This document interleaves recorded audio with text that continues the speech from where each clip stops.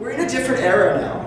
We're really in a different era, and what's going on is that, 10 years ago, older adults that were thinking about using technology for relationships and for connecting to people were still kind of sitting in the chairs, looking at people like me, thinking like, you're crazy, like you're really like out there, and I'm curious, but I'm not even putting a toe in the water yet.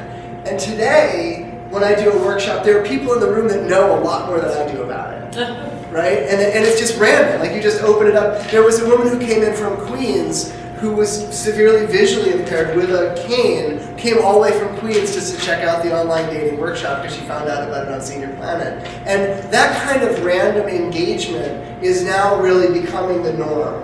And so we're in a different phase than we used to be. People are doing it. Older adults are the fastest growing population on social networking sites. Last year, for the first time, as Wen pointed out, wave your hand around, Wen pointed out, we are now over 50% for older adults using the internet, so we've crossed a milestone. So the numbers are increasing. When you think about the numbers of older adults that are online, we're looking at least 250 to 350,000 older adults in New York City right now that are using the internet. There are a giant pool of people that are available for these kinds of activities. So it's a growing issue, and we're sort of maturing as a population using it. Backing up for a moment, let me put on my social scientist hat. This is the Colombian part. The backdrop to a lot of this is social isolation. And you have to understand, as people age, one of the dynamics for all of us is that there's a tendency for people to lose some of the social connectedness that they had in their lives.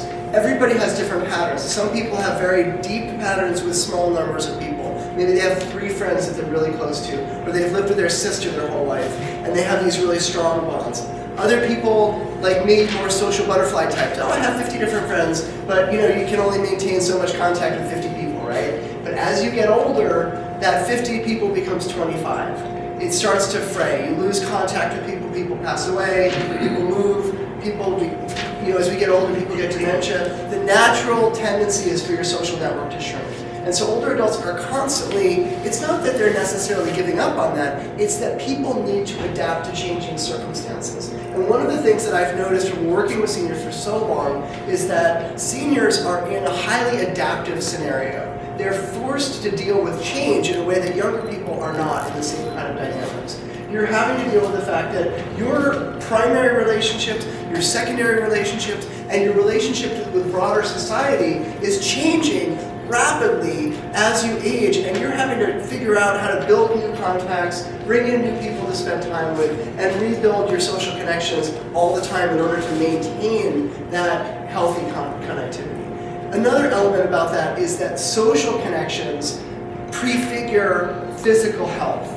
So there's lots of studies, and I can give you all the references later, and she's got the statistics in her slides, so I'm going to skip that part. But morbidity is predicted by social isolation. People that have fewer social contacts get sick, they stay sick, they live with chronic disease, and they suffer.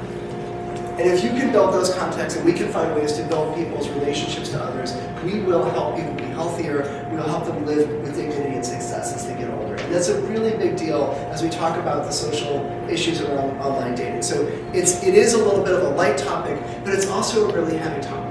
And it brings up those issues about not just, let's go out and have fun, but, human touch and having a person that looks at you and says, I love you and I want to be with you. Those things are so powerful for people to live well. And the online dating is one of the emerging tools that's enabling people to do that. A second piece of this is AARP Foundation has been very interested in this issue of isolation. We've created a whole channel focused on getting older adults to be more socially engaged. And they wrote a big report about it, which if you haven't read and you're interested in it, is a good read. They really got a lot of great data in there. One of the things that I found when I was researching the topic, I come out of housing. Originally I was a housing organizer. And in housing, if you go out and you say to somebody, Priscilla, are you housed? I'm going to pick on you all night, Priscilla. You're in.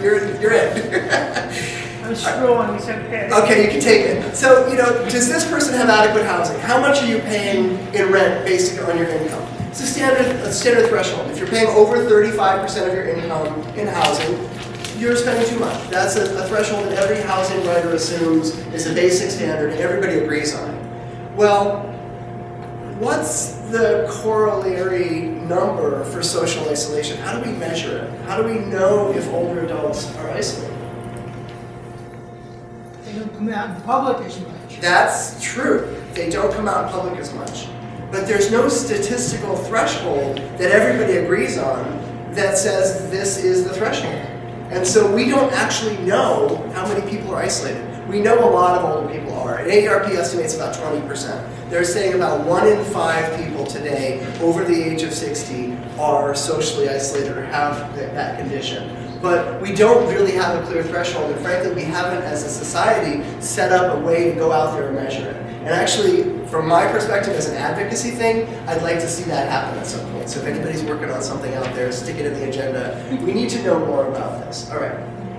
I'm not going to run over what Emily covered, except to say, I mean, literally, you quoted like half of the statistics. Sorry. Half of the, look at this, $1 billion. There's 20 million people on eHarmony. That's one stat that you didn't use. Okay, so 40 million older people are doing online dating. I will say, if you look at the statistics on online dating and what the opportunities are, it is an incredibly robust industry. It's $1 billion industry. It's on the level of online game, it's on the level of video games, it's on the level of film. It's an incredibly powerful industry that's got lots of dollars flowing through it. And older adults, if you look at the patterns of adoption, they're the last group into the adoption pattern. And so there's always this historical dynamic where, I mean, pretty much any given time you can say, seniors are the fastest growing group that are going into social networking. And it's true, they are. You know why? Because everybody else is already doing it. So there's a plateau of everybody at about 80%, seniors at about 35%, and they're rising rapidly because they're catching up with everyone else.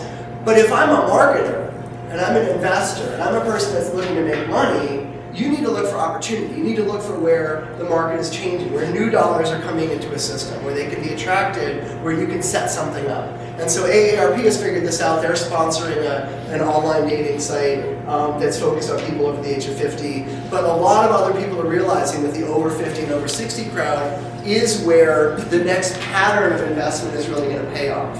So one of the real lessons that I've learned from doing this work is that this population, as older people are getting more comfortable with technology, we are now setting the agenda for the next 15 or 20 years of social engagement and investment and payoff from that. So there's a real business and a social opportunity that are converging around here. And then finally, am I over time? I'm like a minute over time. Are you waiting? All right. Just you gotta do this. You know. All right, got it. She got me on that one. All right. All right. I would just throw this away. Forget it. The last point I want to make is this presents a challenge for a lot of us. You know, I come from the nonprofit and social entrepreneurship sector, so I'm not really a business investor, but I work with a lot of sector-based industries, whether the telecommunications industry or the consumer electronics groups, and we do a lot of partnerships to get people involved to solve these kinds of problems. What the challenge is today is significantly different than the challenge that we faced at the Hallmark 8 years ago. When I was out at the Hallmark, most people that were engaging were looking to learn how to use a mouse and get email and just figure out what the internet was. That was what 90% of the people wanted to do. Today, that's what 50% of the people want to do. So we have to keep doing that. We have to keep building that infrastructure.